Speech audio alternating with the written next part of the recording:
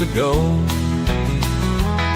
To live life away from it all, to have some sheep, maybe a cow or two, with cats and dogs and goats and an occasional moon. With our love for God, we can't go wrong. Our love can only continue to grow strong. Doesn't matter the difficult roads, it's true, for we have each other and love will carry us through. We came from another time, a time when dreams were bold, another time when values took hold. You couldn't give up hope, for it was always there. Another time we fared to do.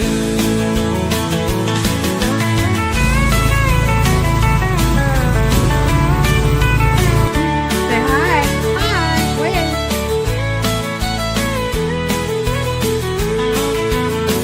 We came from another time, a time when dreams were bold, another time when values took hold. You couldn't give up hope, for it was always there. Another time we fared. I'm glad.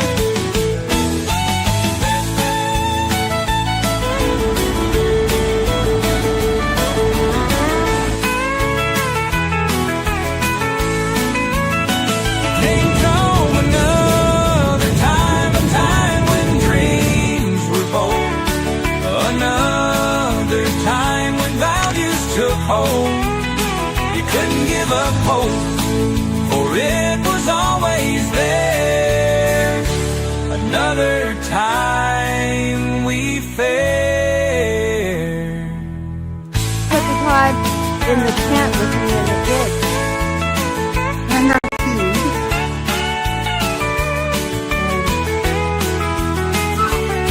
I'm at it again.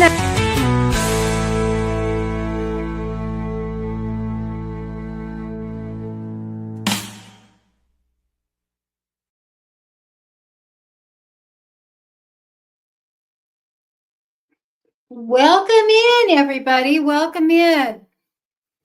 For all of you that don't know, I am Linda with Another Time, and I have asked Charles from Bushcraft family to come and join me tonight so that we can talk about things of the past, because they're always so fun to talk about things of the past.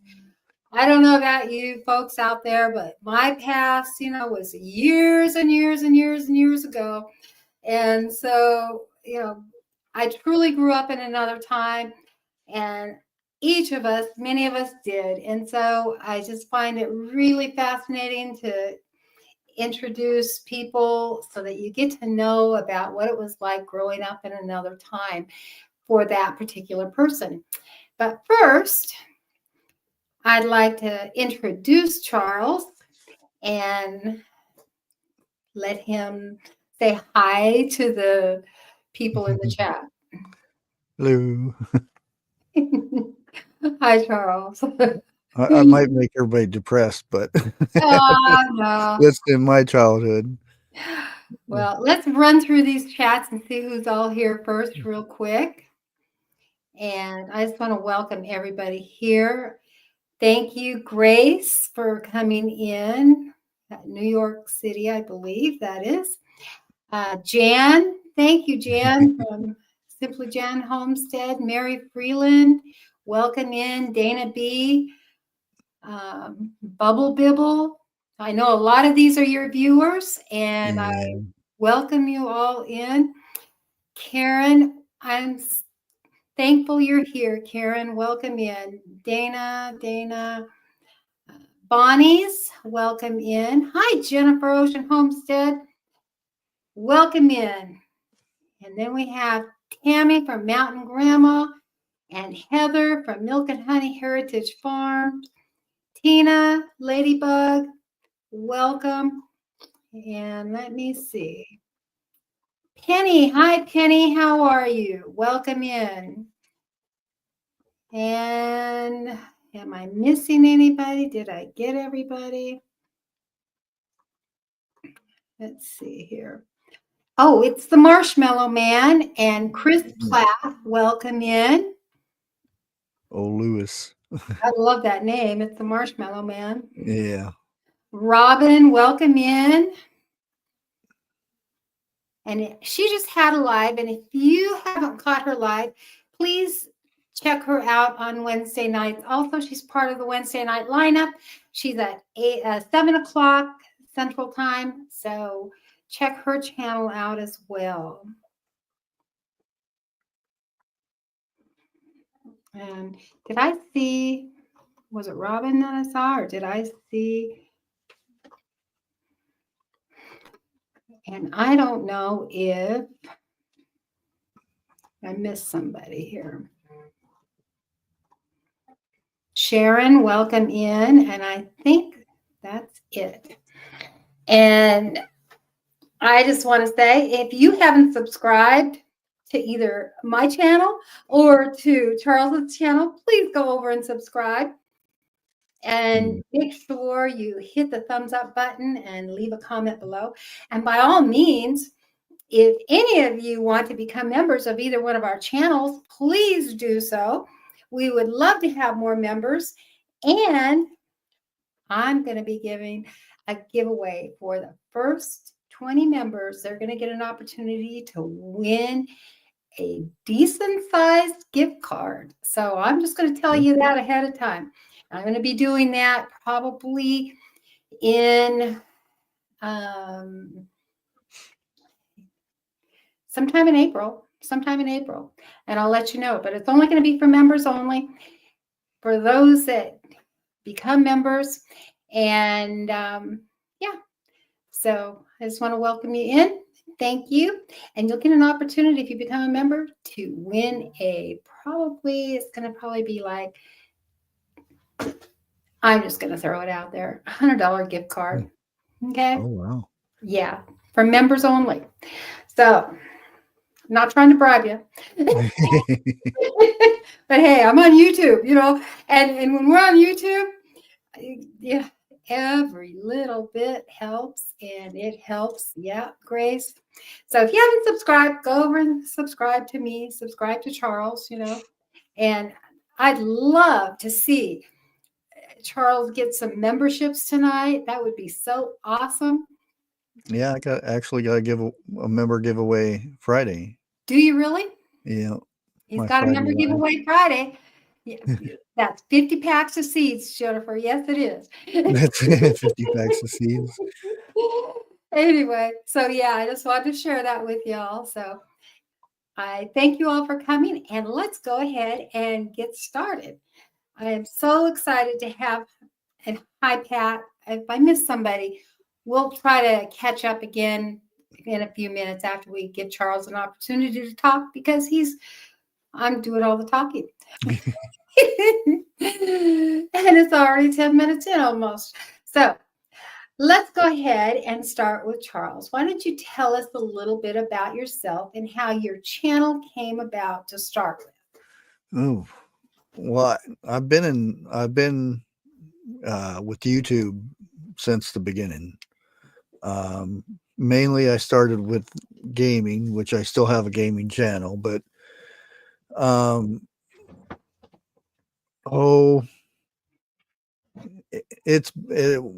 now it's been about 11 years ago.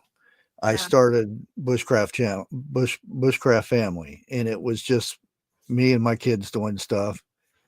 And I made a video of the Dollar Tree when Dollar Tree used to be a Dollar Tree challenge, where you would get 10 items that you would have to survive with.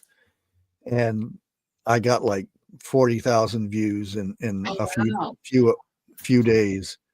And as soon as that happened, YouTube contacted me and said my channel had been hacked and taken over. So they locked it down. And I said, okay. And they said they would let me know when I could access the channel again. So I didn't hear nothing from them for Thank you, Kenny. 6 years. Wow. 6 years, which was 2020. They contacted me and said, you're able to access your channel now. So I thought, well, let me see how it goes. And I started making some videos about, you know, shortages and stuff like that. And it just grew from there. Wow. Wow. Wow. Wow. That's really incredible. How so you posted regularly from when you first started? Oh, well, once I got the channel back, yeah. Once you got the channel back? Yeah. Yeah. Yeah, I've heard that happen before, that a lot of the channels have been hacked and they lost their channel, and yeah, Hmm. and it's hard to get it back. Yeah, like I was telling you, because I had one of my first gaming channels. I grew it to 86,000 subscribers in less than a week. Wow. And somebody contacted me and said, well, can I make you an intro? And I said, oh, that sounds great. They said they made it, but they used somebody else's music.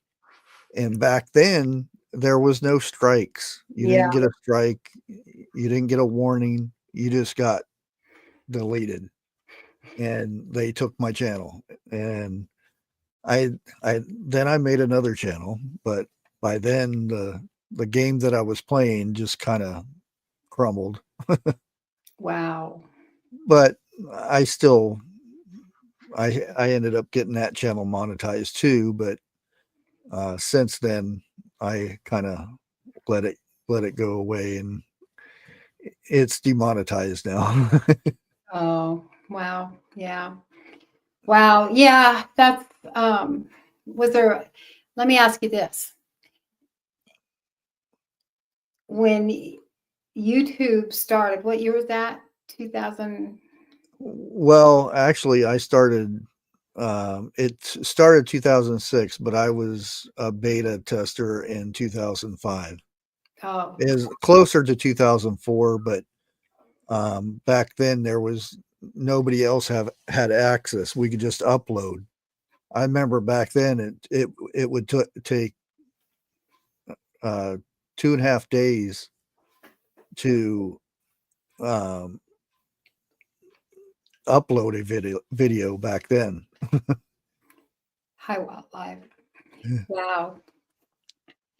Yeah, I remember it taking a long time to upload videos back then too. Yeah.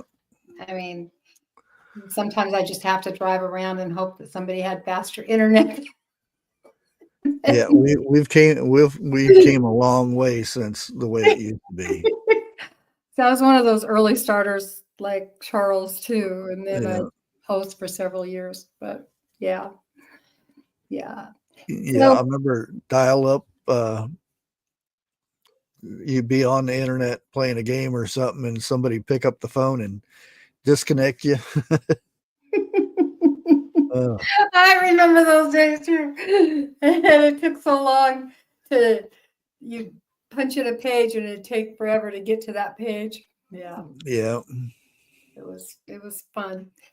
So tell us about your early childhood. What was it like? And Oh what were boy. some of the fond memories that you have? Fun. Well, that would just be with my grandpa. Um, uh, well, starting out, my cat. That's okay. I have one sitting by me too. Starting out, I was born here in Ohio. Oddly enough, I came back here. I don't know why, but um, soon after I was born, I was about a little over 2 years old. We moved to Dallas, Texas, of all places. And at that time, my mom was selling Avon, and she had went to the wrong house, and it was an actual serial killer. Oh, Charles. Yeah, so that's when I lost my mom. And well, I might as well say I lost my dad at the same time, because Yeah, how do you it tore recover him up. from that? He ended up going to the bottle and stuff, and most of the time, uh, if he was in trouble or something and I could get back to my grandpa, I would stay with my grandpa and grow up. I grew up with my grandpa. Um, and then my dad would come in the picture, and we would go traveling on the carnival and stuff, which I really liked living on with the carnival, because most of the time I didn't have to go to school. Yeah. And it was just fun, you know. Um, but um, some of my best memories, like I said, was with my grandpa. He lived out. We didn't have electricity or plumbing or anything like that. Um, One of the best things I always remember is his pancakes, because he had a big, big cast iron skillet, and he would cook pancakes up on the potbelly stove. And these pancakes were as big as the skillet and thick, and you had to eat it. uh, Wow, wow. I, you know, as I've talked to people on this series or this show, I you never know what somebody has been through, mm, or what they're currently going through. And so it really is an eye opener. As I said last week, it's an eye opener to find out that people are people. And you know, and you just look around, and we all have our experiences, and we all have our trials and tribulations that we have to go through that are unique to us. And it's amazing that any of us survive, with what oh yeah. we'll have to go through. And but and I think that's why I so love doing this particular live, is Mhm. because you get to know people and you get to see that person deeper, and it's just not the video. Yeah. It gives people an opportunity to get to know you a little bit better. So I love the cast iron skillet and the pancakes, because Mm. my grandma used to do that too. Cook on it wasn't a wood stove, it was an old coal stove in the living room. It was Yeah, that's what was a potbelly coal yeah, stove. and she would cook on that and make in this great big cast iron skillet, make those thick pancakes. Sometimes we talk her into making the little Oh. silver dollar pancakes. But yeah, and when you hear that, you can just bring that memory, up, and smell it and taste Yeah. it and everything. My dad used to tell me a story, and I don't remember it because I was uh, real little. Yeah.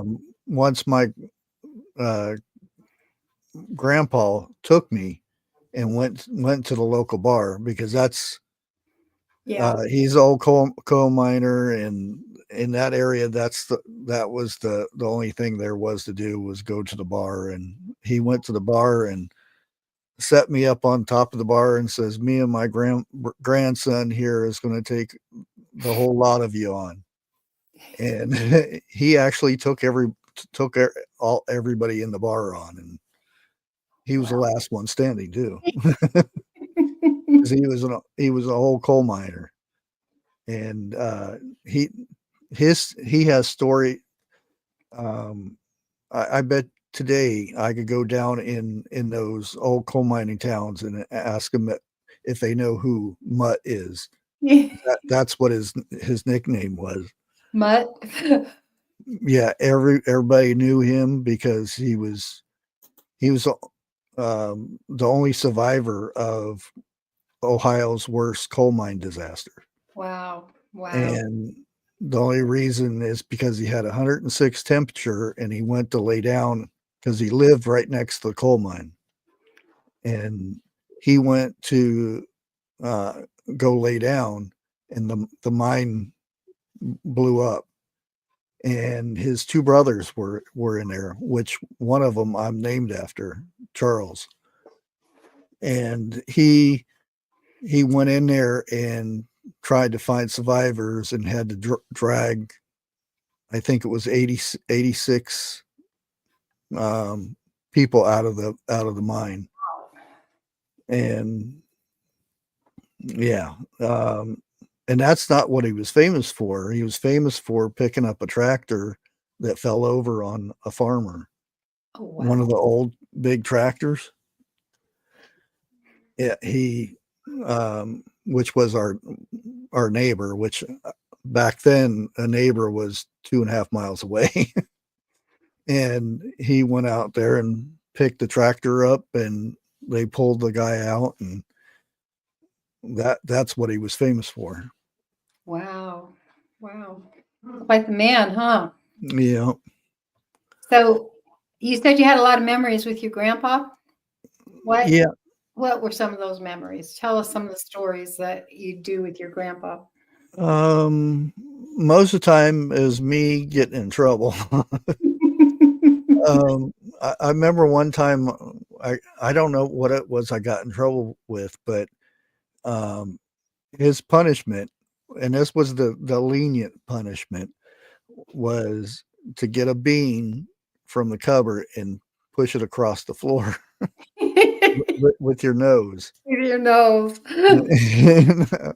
I thought it was fun at first until you get a splinter or two, because back then we didn't have carpet. And yeah, the other punishment was go get a branch and bring it to me. Wow. Yeah. I know those times. I know that. Yeah, my grandpa always had Red Man, the chewing tobacco, and he had that big old wad in there and all the time. And I thought he was the coolest. I still think he's the coolest man I ever met.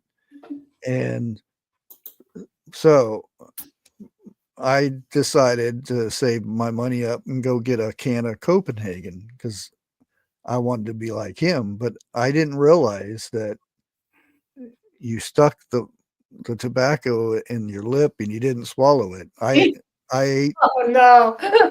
I ate half the can before I realized that I was really sick. Oh no. And Oh no. he seen me out there just a barfing, and he said, "What's wrong?" And I said, I held that up, and he said, "You didn't eat that, did you?"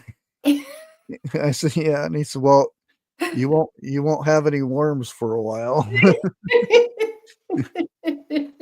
Because a good thing. back in the old days, that's how if you got a tapeworm or something, they give you tobacco and it kill it. Kill it. Yeah. Yeah. I know that must sound weird to a lot of you younger folks, but back in the day, it was a lot more common than you think. Yeah. Yeah. And that's I wish I would have paid attention to what he was teaching back then, but I was a little kid and didn't pay attention. But yeah, in the mornings, that was my chore. I had a chore to do. I had to go out to the well, which was pulling a bucket out of the well and put it in a 5-gallon bucket and bring it in the house.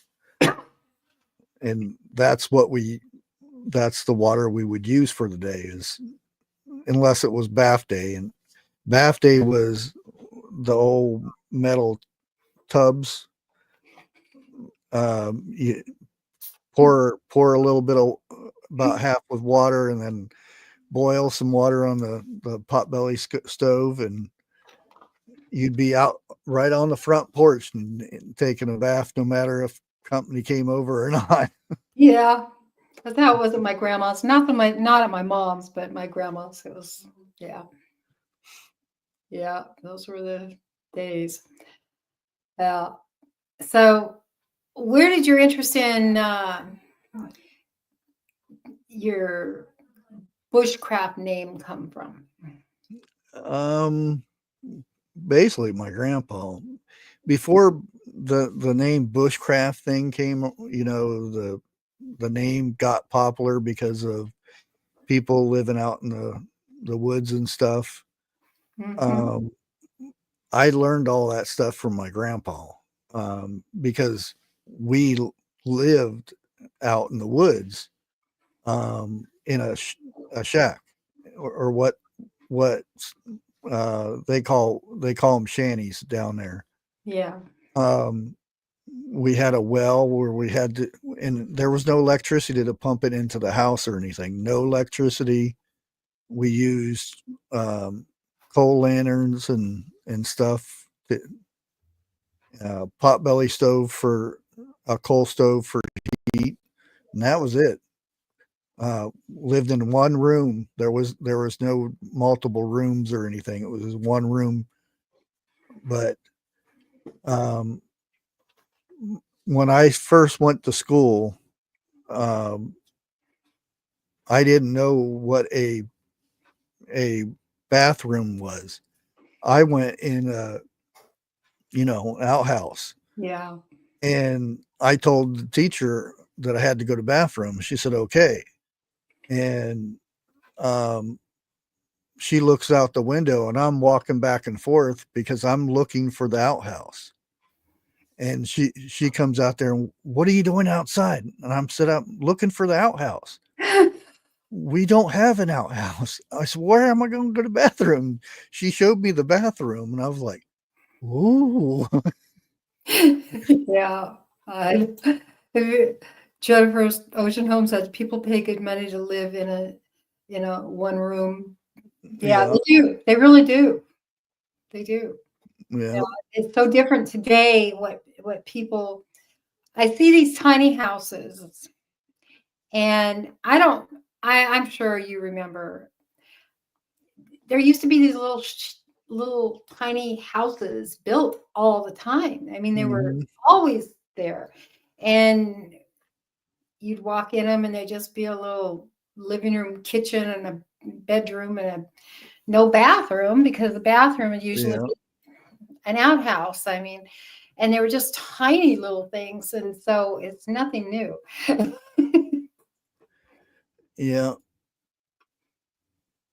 Nothing new. But so did you continue well, obviously, what were some of the greatest things that you appreciated about the time when you were growing up that you have carried into your life today? Oof.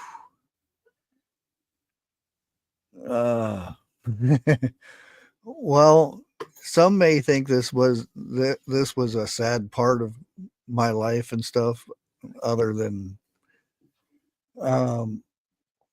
but up in New York, we were playing a carnival up in New York. I don't remember. I just know it was upstate New York, up in the wilderness parts. And my dad got pulled over for drunk driving, and he ended up being sentenced for nine months in jail.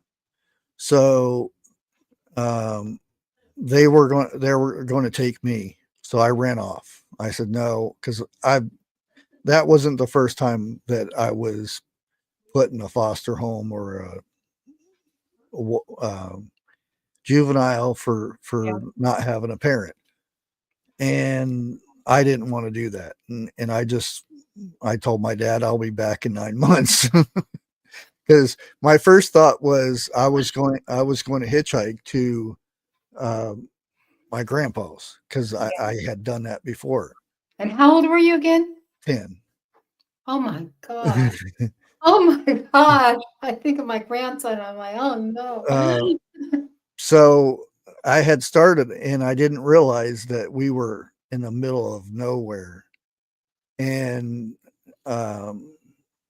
it was getting dark out. So I went into the woods, because I knew the woods, and I know, because that's how my grandpa taught me how to survive in the woods and stuff.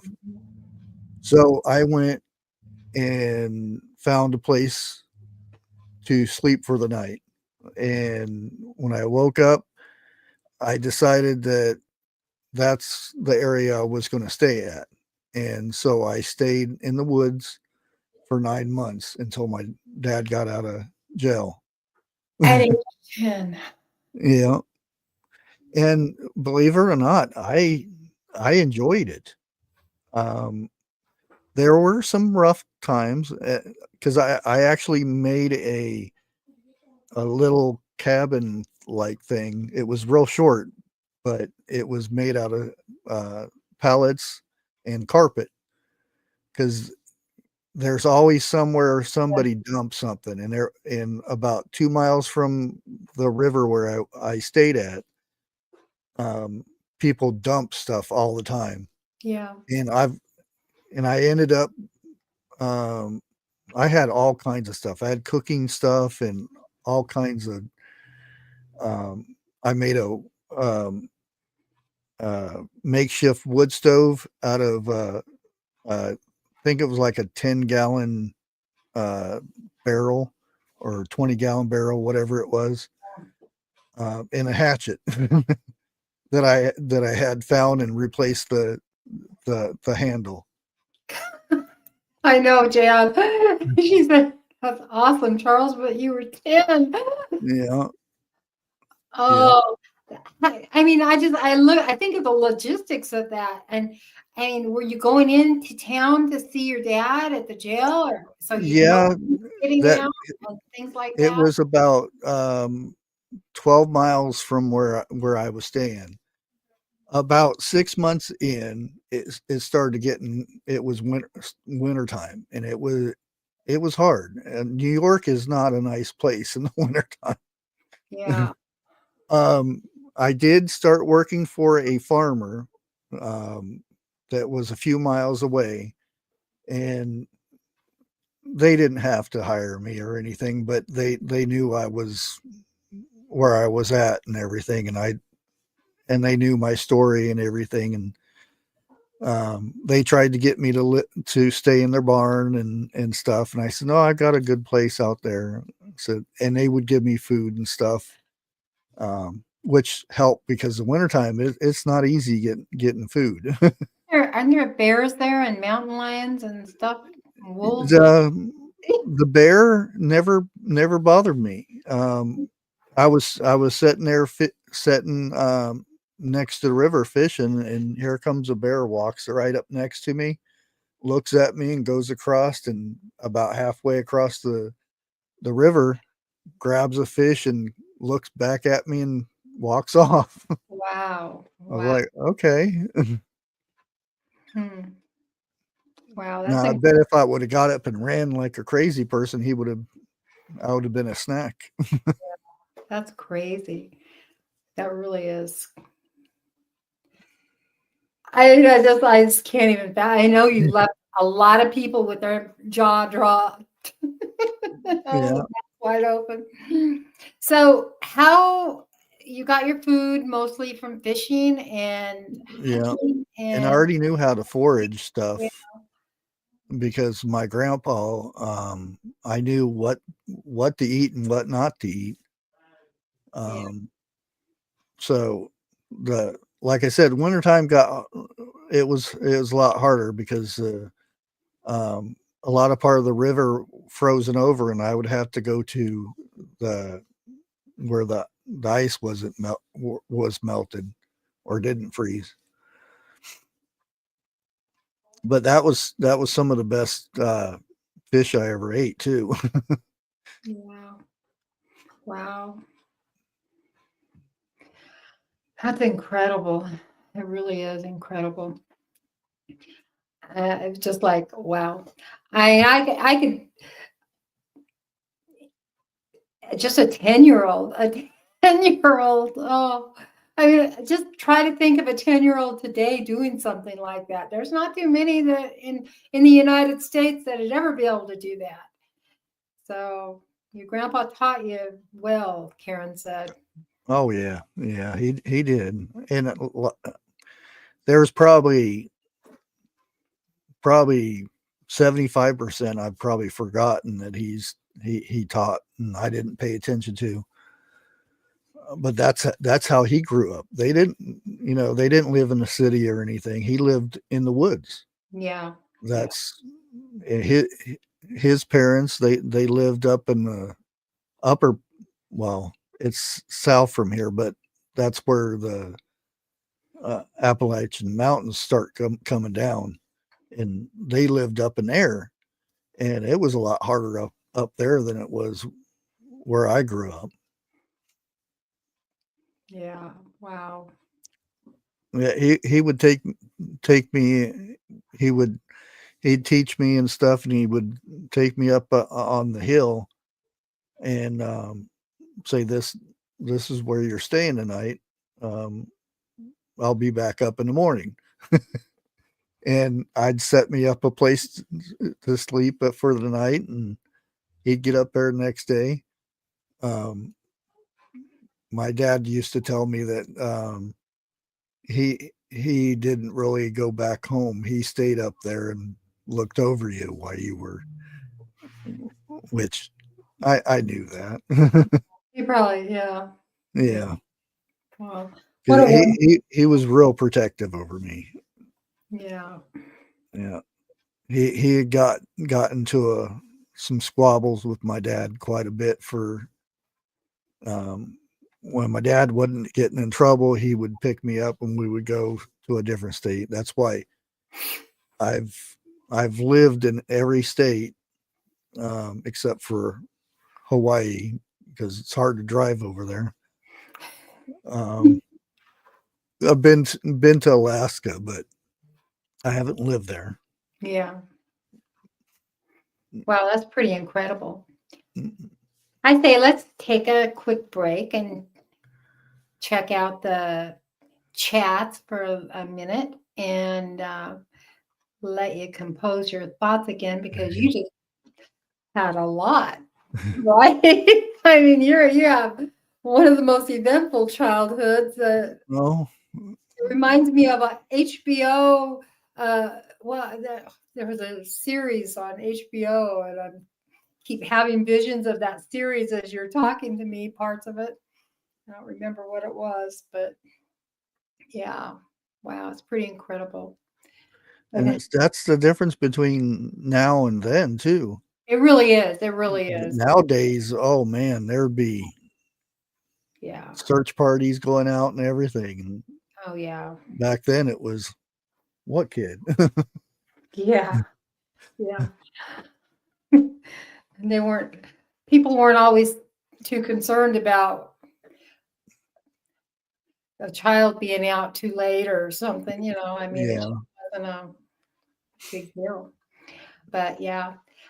So there's a lot of people that came into the chat, and I just want to stop and say thank you all for coming in.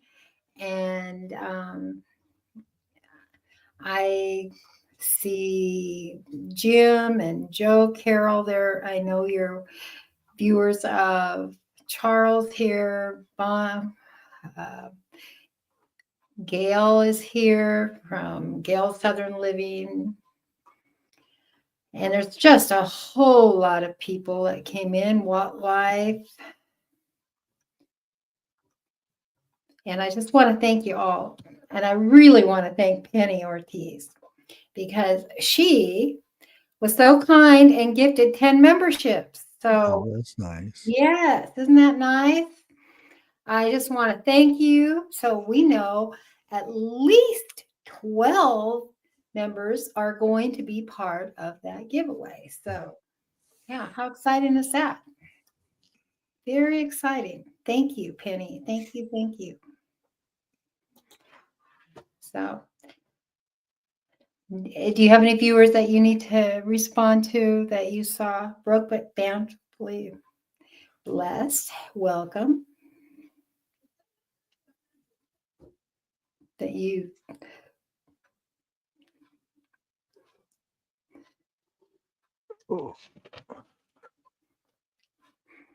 give them a chance to look at the comments.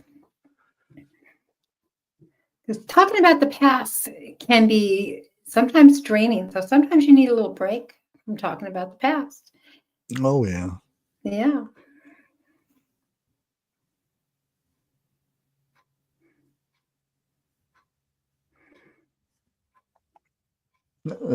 That's my grandpa taught me how to shoot and hunt and everything. That's I really remember one of the first things he taught me was because he did gardening and stuff, and his garden was big enough for the neighbors in part of the town, and one of the nuisance was a groundhog. And it was my job to make sure a certain groundhog wasn't around anymore. And I actually got him and used a 22, and my grandpa told me, go get him, we'll have him for dinner. I said okay, and I went over and picked him up and dragged him back over to the house, and says, you got it, so you have to clean it. And I couldn't get through cleaning it because that was the stinkiest thing. And I said, there's no way I'm going to eat any of this because it stinks so bad. But that was one of his lessons. If you delete something like that, it doesn't go to waste, basically. Yeah. But we did eat it, and it wasn't too bad, but I wouldn't do it again. I can't remember. Okay, let me see. Here's a comment for you. It says, Yep. Yep, had possum. Possum's not that bad, though. Believe it or not. Better than a groundhog. Oh. Yeah. I've eaten some, I've eaten rattlesnake and some crocodile stuff like that, but I just couldn't do the possum thing, and I couldn't do the groundhog thing. Well, there's a good, well, if you ask my grandpa, he would say one of the best meals was possum belly. They'd stuff it with vegetables and stuff, and you'd mince up the meat from the possum and stuff, and you stuff it in the belly, and you bake it in the oven. And I guess that was a good meal. I never had it, but yeah, that I know of. He may have cooked it for me and never noticed. Well, I know they do a lot of cooking in the stomach in like Tibet and stuff. Some of those places over there. We watched some. I can't remember. They were cooking a goat that way, so I can imagine it comes out really tender and flavorful. It's just what it is. Yeah. I was like, no. Yeah, I could just see them putting that on a McDonald's menu. Possum belly. Possum belly sandwiches. Yeah. Sounds great, doesn't it? Yeah. So tell us about your teen years now. What it was like in your teenage years. Well, I think it was about 14 or 15 when I had enough of, my dad's stuff. And through those years, I had multiple stepmoms, and some of them were really, really, really bad.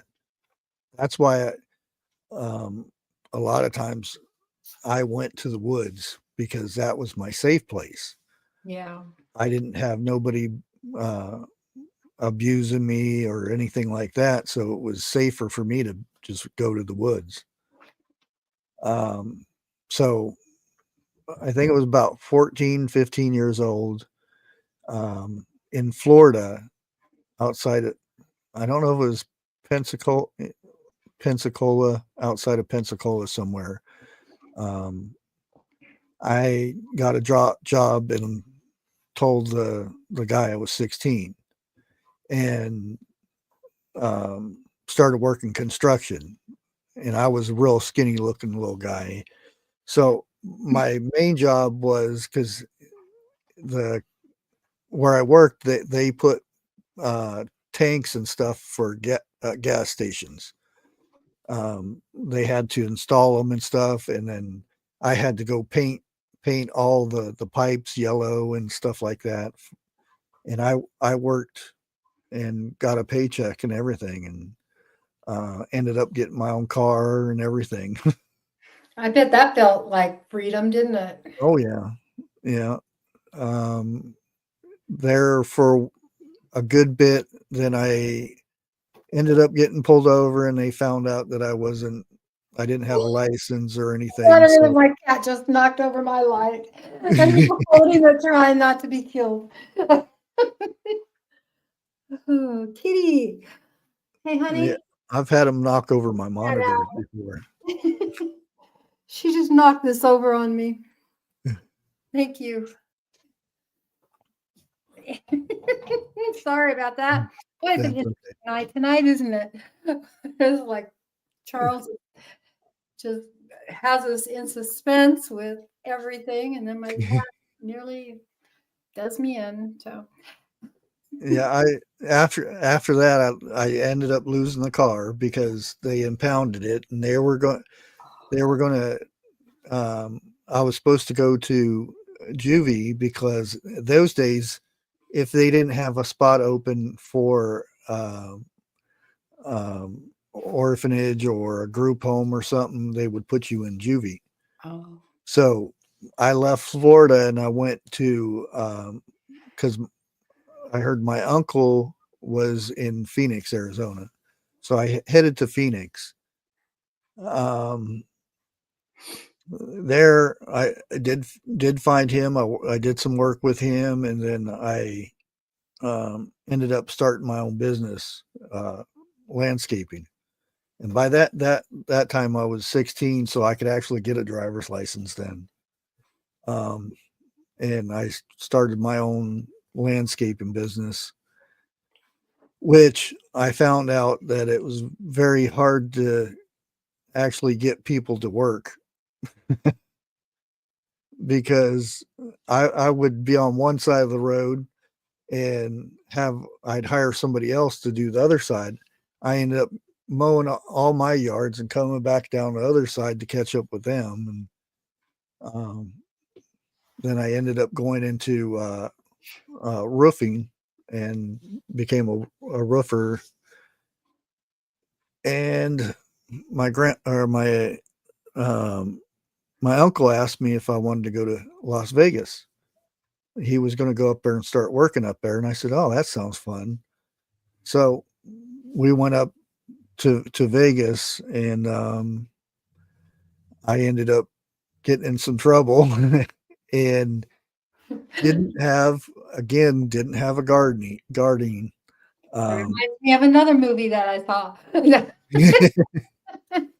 and there they ended up, because I went to court, and at that time I had very long hair, and I listened to my uncle, which I should never listen to my uncle. He said, "You need to cut your hair." So so you don't get in trouble and get the case dismissed or whatever. And I said, okay. And I said, he was going to give me a haircut. He said, oh, I was a barber in the Air Force and this and that, which he was. He lied about it. He put a bowl over top of my head and cut straight around. I look like Mo from Three Stooges. And they ended up sticking me in juvie, which in Las Vegas, they called it the zoo. It was they basically had 3 deaths a week in juvie in that jail. And I was in there because by then I was 17 and I was close to 18. 2 weeks before my 18th birthday, my uncle comes up, and I'm not trying to diss anybody's weight or anything. And he comes up with this lady. She was like 25 or 26, and she was about 280 pounds, and says, "This is my nephew's wife. They're getting married." And I turned around and said, "Put me back in jail. Put me back. And the judge says, "Well, just he's so close to his 18th birthday, just let him go." And so we went back to Phoenix, and yeah.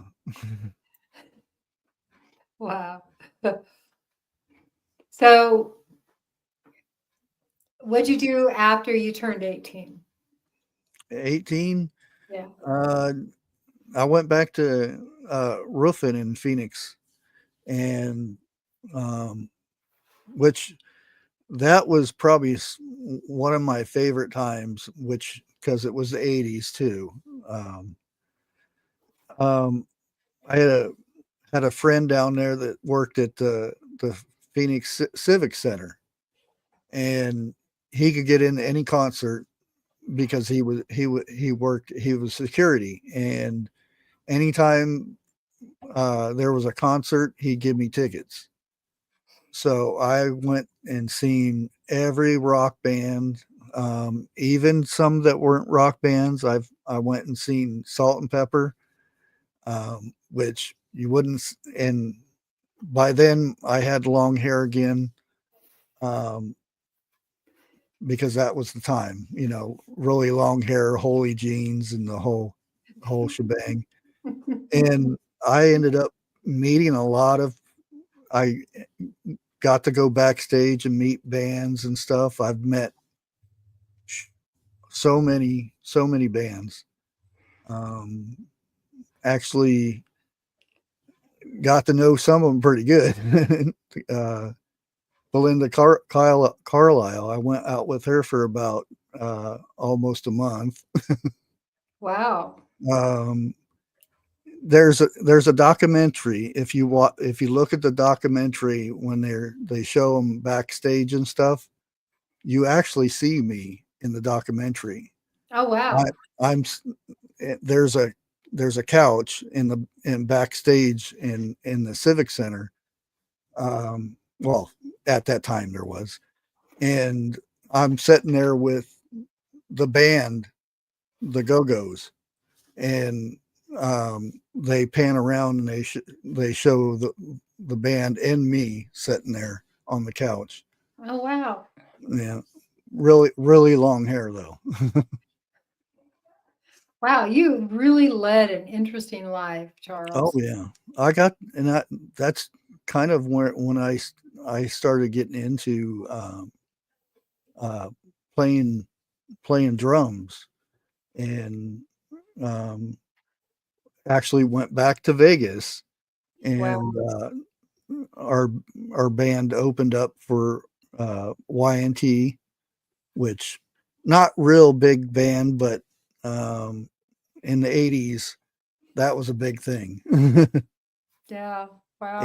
In our one of our best songs that we did, because um,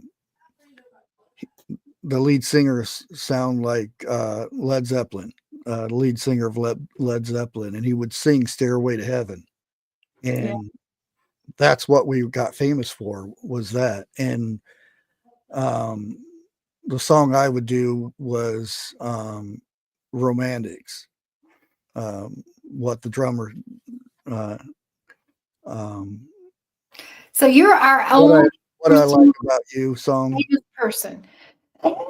Not really. I was the quiet one in the corner all the time. That's okay. More famous than, anyone I know except for Jan. We tease But Jan most I famous. did back then, everybody bragged about having the little black book and stuff. Yeah. Mine was green. That's just the only color that was available. And I had, uh artists' phone numbers or their contact numbers for their assistants or something like that. But back then, I was going through some bad times, and I was,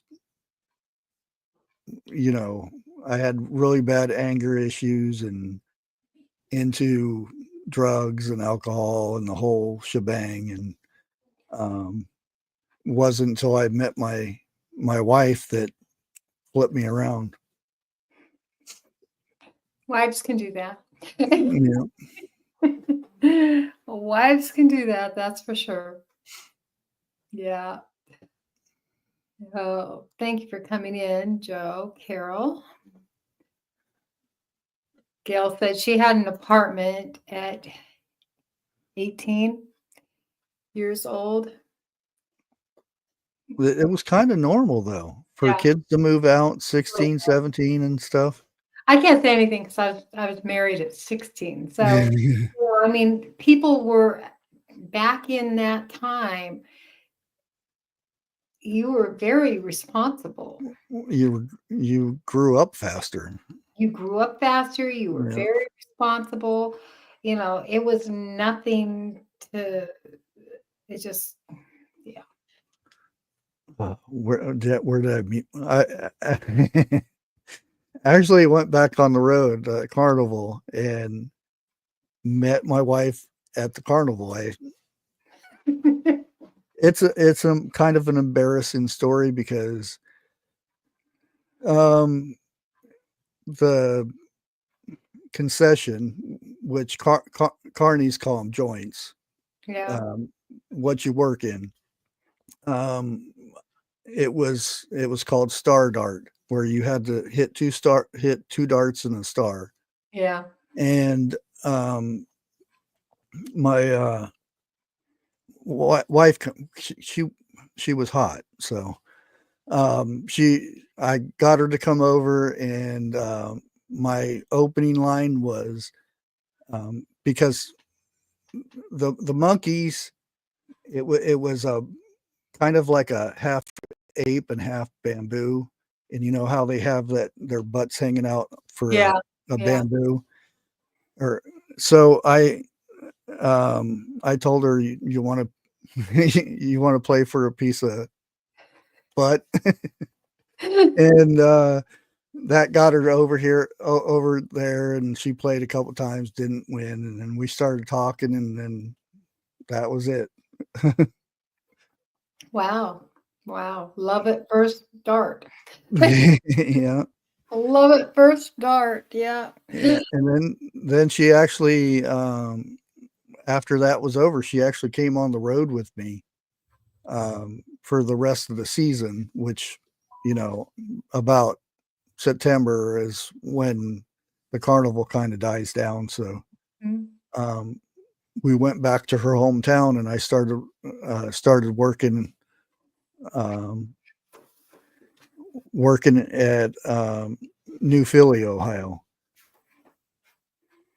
And she was always told that she could never have kids, because she had cysts over her ovaries and stuff. Yeah. We ended up having 5 kids. And Yeah. what have you taught your children of that was valuable to you when you grew up? Oh, What parts did you really just want them to know? Like, say 5 things you really wanted them to know how or what to do. oh boy. A good question there. Oh, well, one thing I taught them all is how to start a fire without a match. You don't have a match.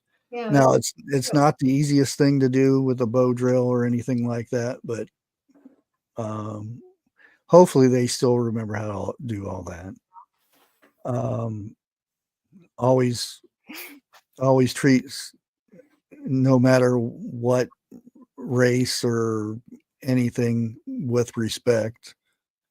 Um, because until you, um, how do I put that? Treat everyone with respect until um, you don't have much other choice not to, because there are some bad people that you can't respect, basically. Exactly. Yeah. I don't know. Let's see. Hi, Tony. Um, and when they were growing up in school and stuff, because like I said, I'd been with some really bad stepmoms and stuff. So I wasn't you know, I was real protected over them, but I wasn't um, like the strictest person in the world. Yeah. Um, like when it came to school, I didn't care about their grades as long as they got a C's and above. I said, you don't have to get A's. I don't care if you get C's the rest of your life. Yeah. And um, if and this was for the boys in sports. Um, I always came up early to the football practice, and I seen my son, you know, doing the little running and not putting any effort in. I went out to the field and pulled him over, and I says, um, if you sign up and you join something, you put 100% in. Um, if not, don't do it at all. And Exactly. he went back out there and did a good job. Exactly. I mean, I think that's really important to teach kids. Yeah, and all my kids were honor and merit kids. They had all their awards and everything.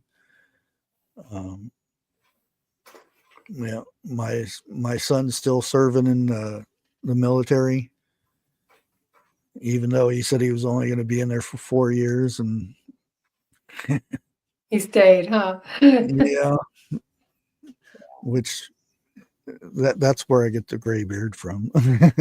Yeah. Yeah. Actually, that's where I got the beard from, because I made a pact with him, because he complained that he was always had to shave and cut his hair and everything, being in the military. And so I told him, I said, well, you can't complain no more. I won't shave or I won't get a haircut until you get out of the military. What You I never did, know. I ended up with a long beard, and my hair was all the way down to my butt. Wow. And he says, well, I'm re-enlisted. And I'm like, wait a minute. uh, so I shaved my hair off. Wow. Well, Charles, our hour is up over a little bit, but I hope, like I said last week, I hope this is an eye-opening experience for some of you, so that when you see us, you see us. Mhm. And it makes it a lot easier for people when they get to see that everybody is a person. Everybody is not a video. Okay. And so they don't just, there's some mean people out there that leave Oh mean yeah.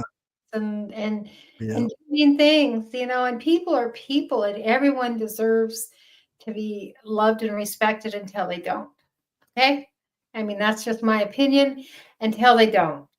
And I'm hoping that by bringing in a wide variety of channels into this, that you can see that through Charles, through the other channels that I've had on as guests. And I hope to have Charles on again because I know he's got some wonderful stories. And so I'm just going to have, throw that out there, Charles, so that I can pull you back in here one of these weeks. Okay. Yeah.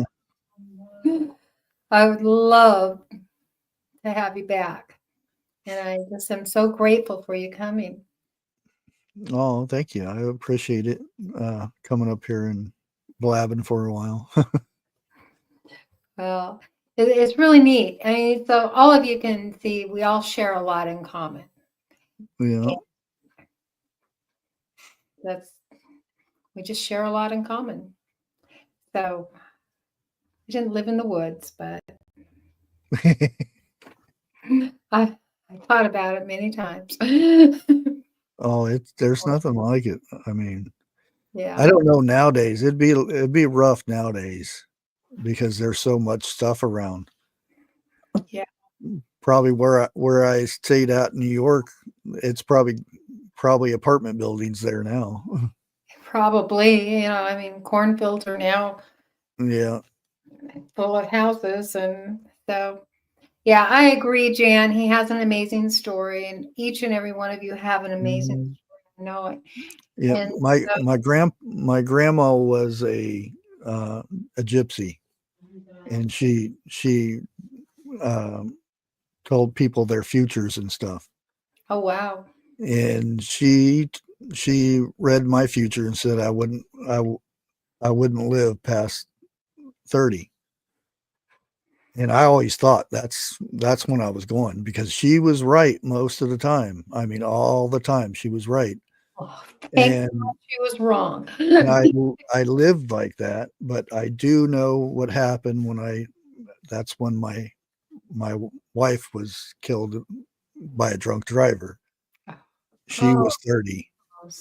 So, wow. So how she was 30 when she passed away? yeah. Wow, you have really is Yeah, it was rough for a good while after that, because she's the one that pretty much kept me calm and everything, because I used to be very, very bad. I would just pick a fight for somebody just to hit me, to where I could get mad to hit them. I went through a bad spell, I'll put it that way. wow. Well, I'll tell you what, I thank you, and I want you to keep in mind some of your stories, and we just respect you so much. You've been through a lot, and you've taken those tragedies and turned them into something positive, and it says a lot about a person. It really does say a lot about a person Mhm. when they're able to do that. Yeah, we've had Jeff up, and we did these games, Would You Rather and stuff like that. And I've always said, even the rough times I've had and stuff, would you rather go back and change history? your life and stuff? And I would say no, because I might make it worse. And, you know, I would never want to erase my kids being born and stuff like that. So I'd have to just keep it the way it was. Wow. I agree. I know there's a lot, and I kind of get teary-eyed a little bit because Penny, you're so sweet, you know, but I and Jan, they agree that you need to write a book, okay? I've And heard that a lot. but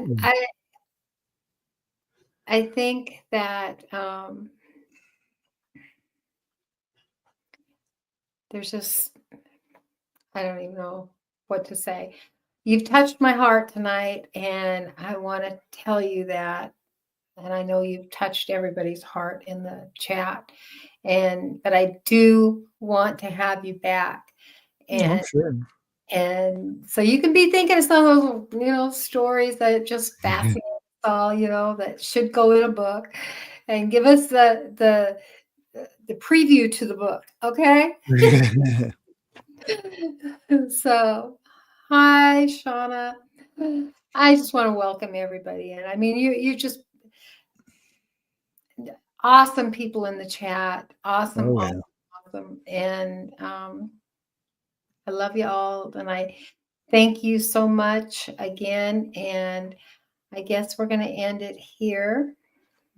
And Charles is a great guy, and we do love his stories, Tony.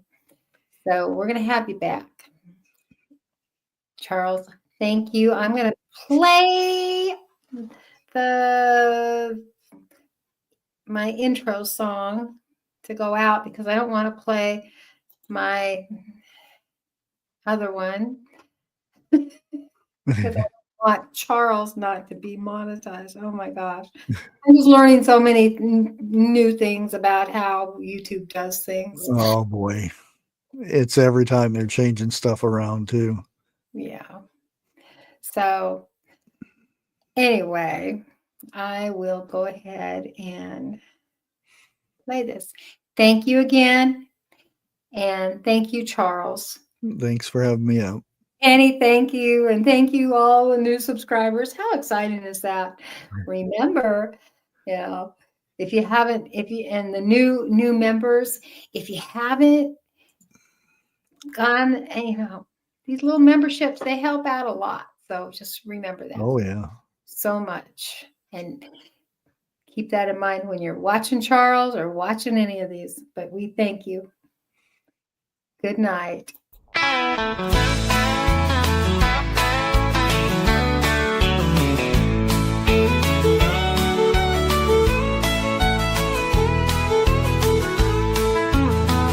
We had a dream many years ago to live life away from it all, to have some sheep, maybe a cow or two, with cats and dogs and goats and an occasional moon. With our love for God, we can't go wrong. Our love can only continue to grow strong. Doesn't matter the difficult roads, it's true, for we have each other, and love will carry us through. We came from another time, a time when dreams were bold, another time when values took hold. You couldn't give up hope, for it was always there. Another time we fair to do.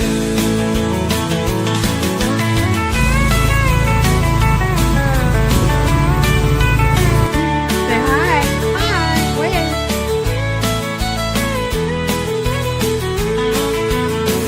We came from another time, a time when dreams were bold, another time when values took hold. You couldn't give up hope, for it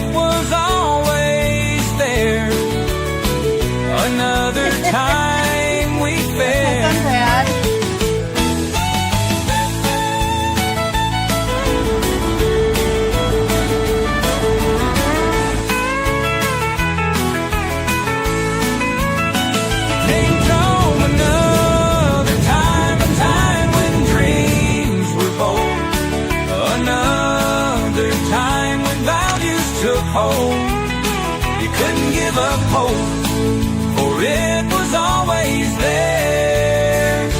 Another time we fared.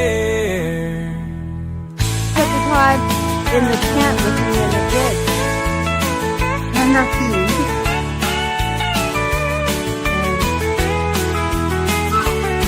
I'm at it again.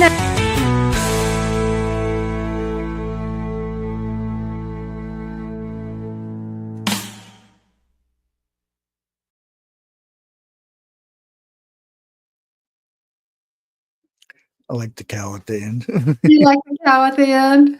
Yeah, is it done now, or do I need to? Do I still need to end it here? I think I need to end it. Oh yeah, you're still live. There we go. I ended it. Oh well, I don't care. I do that.